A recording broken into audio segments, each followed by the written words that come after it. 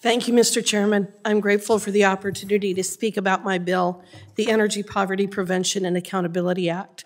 This bill is about transparency. It's about the federal government doing its part to let the American people know just exactly what federal rules and regulations mean to them. America must have accessible and affordable energy, and coal, oil, and gas, and uranium are three of the most important resources we have to meet our demands. These resources are needed now and will be needed for generations to come, with demand only increasing over time. Anyone who claims otherwise is being dishonest. The key question that we must address then is who is going to be producing our energy? Our fellow Americans using our very own resources here, or foreign and often hostile countries who do not now and never will have our best interests at heart? For the Republicans, the correct answer is obvious. For the Biden administration and Democrats, however, the answer lies not in using our own abundant energy resources and controlling our own destiny, but in offshoring energy and mineral production to third world and dictatorial countries who care nothing about protecting the environment. The Biden administration, our friends across the aisle, prefer to rely on coal from China and oil and gas from Russia, Iran, and Venezuela, anywhere but here. Their preferred energy policy is one that empowers and enriches dictators, despots, and tyrants. Their preferred energy policy is one that destroys our access to the use of safe, clean, reliable, and affordable energy that is found right here in Wyoming, Alaska, Texas, North Dakota, Oklahoma, West Virginia, and Pennsylvania, among others. Their preferred energy policy is one that is designed to increase the cost and decrease the availability of the very building blocks of a civilized society, including food, housing, concrete, fertilizer, transportation, and manufacturing. In short, their preferred energy policy involves the destruction of our communities, our businesses, our prosperity, and our very way of life. Their preferred energy policy is one that establishes energy poverty as the cornerstone of our society, where blackouts, intermittent power, and third world conditions define our day-to-day existence. The Biden administration has promulgated many regulations that negatively impact vulnerable populations' access to affordable and reliable energy sources. Energy poverty is defined in my bill as, quote, the condition in which individuals do not have access to affordable and reliable energy to maintain economic security, end quote. Countless Americans are dealing with energy poverty today as a direct result of bad public policy originating from the executive branch and from Congress. On day one of his presidency, President Biden declared war on domestic coal, oil, and gas and has been responsible for promulgating rules that raise energy prices for Americans ever since, starting with the cancellation of the Keystone Pipeline and expanding the use of the government-created social cost of carbon metric to artificially increase the regulatory costs of energy production of fossil fuels when performing analyses. The left is not serious when it comes to energy policy. Elitists have the luxury of not having to care about affordability or reliability, unlike ordinary people throughout this country. The left has continuously perpetuated a false narrative that energy producers are somehow causing poverty. They cite price gouging, but then they attempt to centralize the energy market by raising royalty rates and bonding fees in an effort to cripple competitions.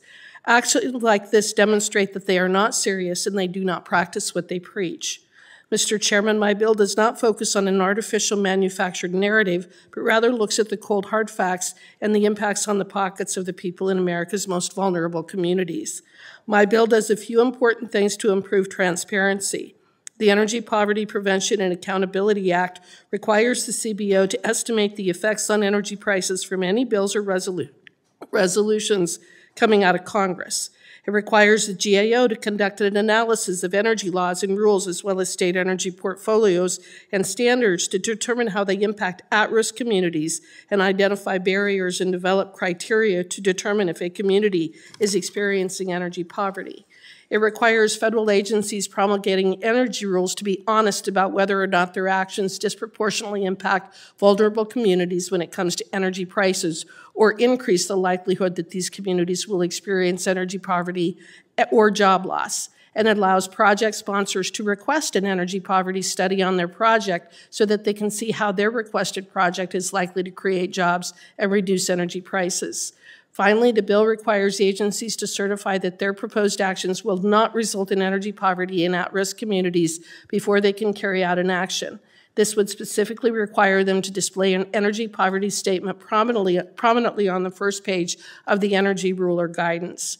Mr. Chairman, the purpose of this legislation is to show the American people how our decisions in Congress and regulations coming from the executive branch impact the lives of everyday Americans. I urge my colleagues to support it, and I thank you and yield back. Wind and solar are often reported as being the cheapest form of energy, but we're seeing utilities continue raising their rates.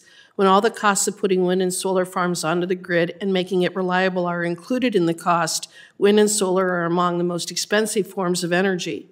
That's one of the reasons why electricity consumers paid 14.3% more for electricity in 2022 than in 2021.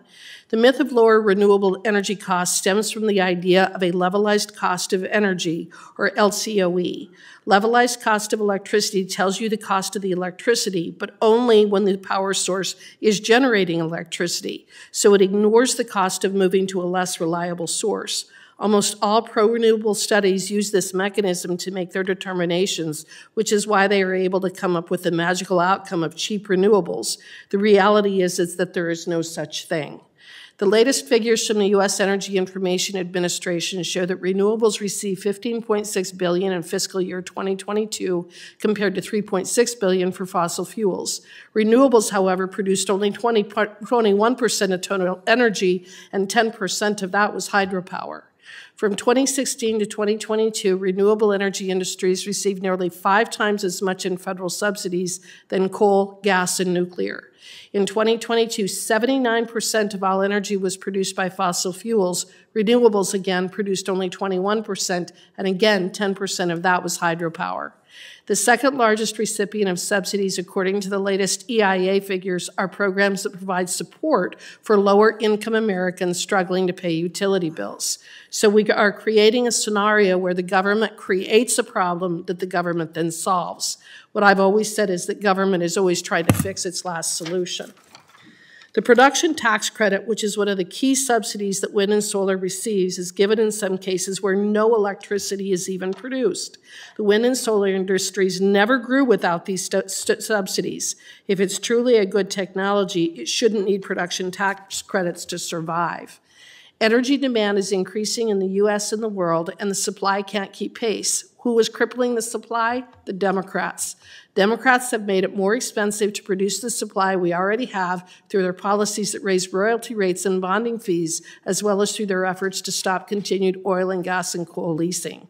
Cowboy State Daily quote states that, as it turns out, you can't just turn up your wind and solar farms. You can build more of them, but 0 multiplied by any number is still 0. If there's no wind or sun, there's no energy unless you have fossil fuels. Renewables aren't helping us meet demand, and our supply isn't matching our demand. That's because of President Biden's policies. The purpose of this bill is to expose the cost, the actual cost of energy production through what you describe as renewable energy, as well as other energy resources. This is purely a transparency bill so that the American people know why their costs have been increasing and what the basis of and how the policies affect them.